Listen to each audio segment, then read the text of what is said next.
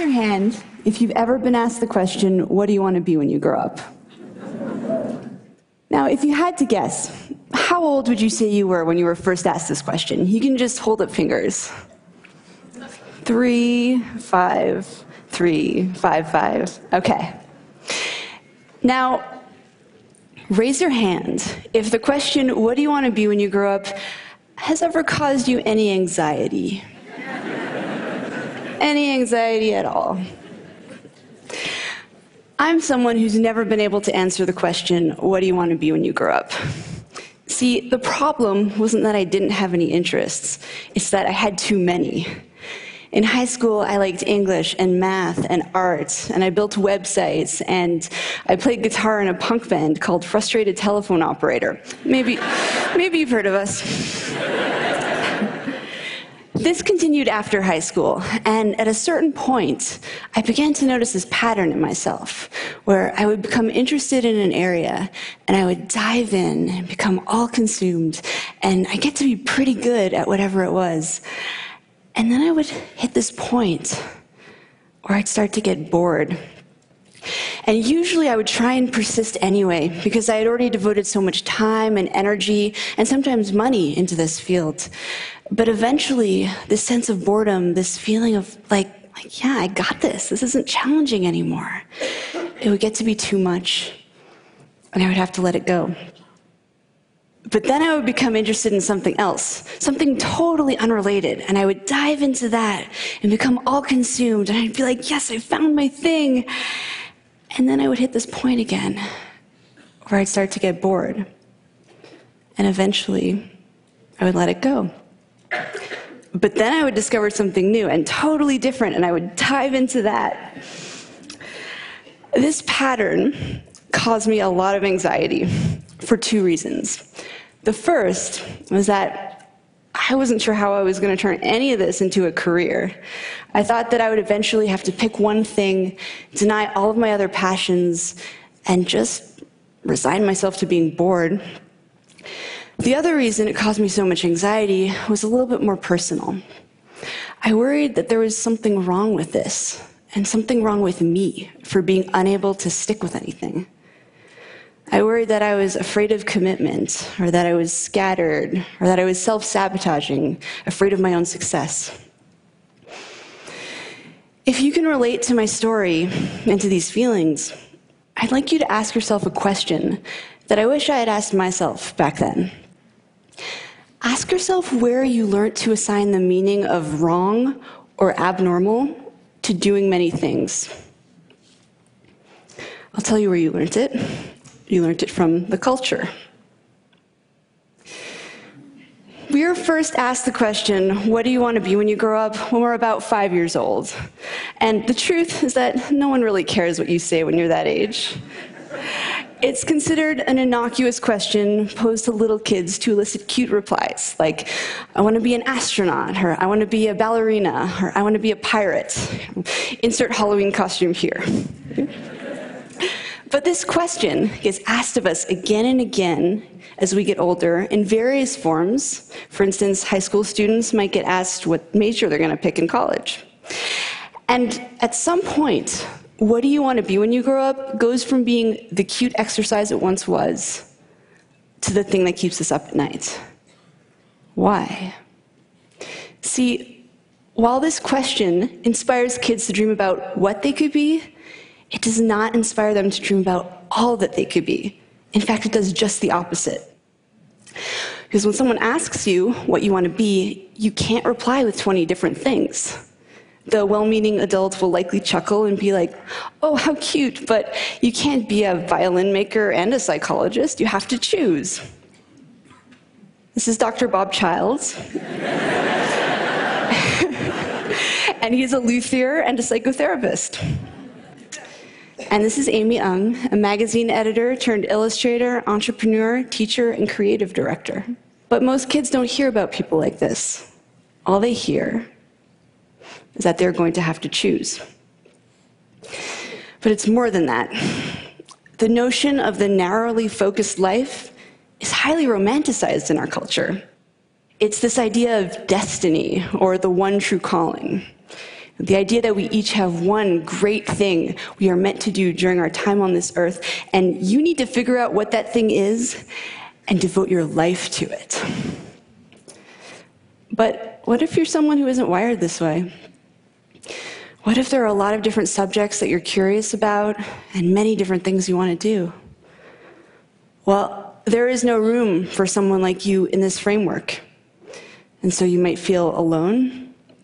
You might feel like you don't have a purpose. And you might feel like there's something wrong with you. There's nothing wrong with you. What you are is a multi-potentialite.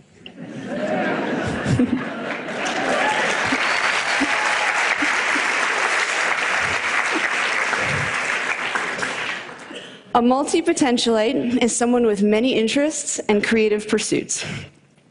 It's a mouthful to say. It might help if you break it up into 3 parts: multi-potential and ite. You can also use one of the other terms that connote the same idea, such as the polymath, the Renaissance person. Actually, during the Renaissance period, it was considered the ideal to be well-versed in multiple disciplines. Barbara Scher refers to us as scanners. Use whichever term you like, or invent your own. I have to say, I find it sort of fitting that as a community, we cannot agree on a single identity. It's easy to see your multi-potentiality as a limitation or an affliction that you need to overcome. But what I've learned through speaking with people and writing about these ideas on my website is that there are some tremendous strengths to being this way. Here are 3 multi-potentialite superpowers. 1, idea synthesis. That is combining 2 or more fields and creating something new at the intersection. Shaw Wong and Rachel Binks drew from their shared interests in cartography, data visualization, travel, mathematics, and design when they founded Meshu. Meshu is a company that creates custom, geographically inspired jewelry. Shaw and Rachel came up with this unique idea, not despite, but because of their eclectic mix of skills and experiences. Innovation happens at the intersections. That's where the new ideas come from.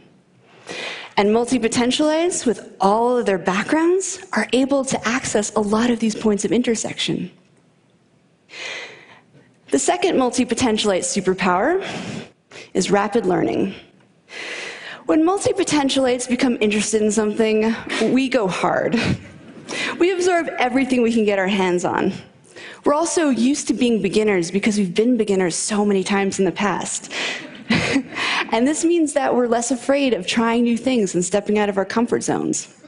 What's more, many skills are transferable across disciplines, and we bring everything we've learned to every new area we pursue, so we're rarely starting from scratch. Nora Dunn is a full-time traveler and freelance writer. As a child concert pianist, she honed an incredible ability to develop muscle memory. Now she's the fastest typist she knows. Before becoming a writer, Nora was a financial planner.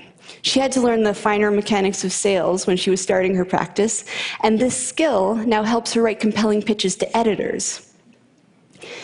It is rarely a waste of time to pursue something you're drawn to, even if you end up quitting. You might apply that knowledge in a different field entirely, in a way that you couldn't have anticipated. The third multi-potentialite superpower is adaptability. That is the ability to morph into whatever you need to be in a given situation. Abe Cajudo is sometimes a video director, sometimes a web designer, sometimes a Kickstarter consultant, sometimes a teacher, and sometimes apparently James Bond. He's valuable because he does good work. He's even more valuable because he can take on various roles depending on his client's needs. Fast Company magazine identified adaptability as the single most important skill to develop in order to thrive in the 21st century. The economic world is changing so quickly and unpredictably that it is the individuals and organizations that can pivot in order to meet the needs of the market that are really going to thrive. idea synthesis, rapid learning, and adaptability. 3 skills that multi-potentialites are very adept at, and 3 skills that they might lose if pressured to narrow their focus. As a society, we have a vested interest in encouraging multi-potentialites to be themselves. We have a lot of complex, multidimensional problems in the world right now, and we need creative, out-of-the-box thinkers to tackle them. Now, let's say that you are, in your heart, a specialist. You came out of the womb knowing you wanted to be a pediatric neurosurgeon. Don't worry, there's nothing wrong with you either. In fact, some of the best teams are comprised of a specialist and multi-potentialite paired together. The specialist can dive in deep and implement ideas, while the multi-potentialite brings their breadth of knowledge to the project. It's a beautiful partnership. But we should all be designing lives and careers that are aligned with how we're wired. And sadly, multi-potentialites are largely being encouraged simply to be more like their specialist peers. So, with that said, if there is one thing you take away from this talk, I hope that it is this. Embrace your inner wiring, whatever that may be. If you're a specialist at heart, then by all means specialize. That is where you'll do your best work.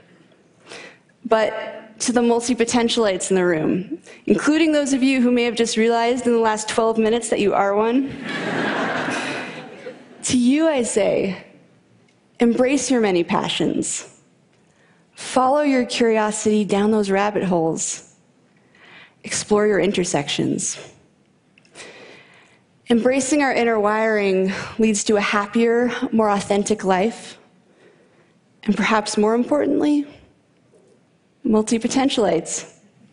The world needs us. Thank you.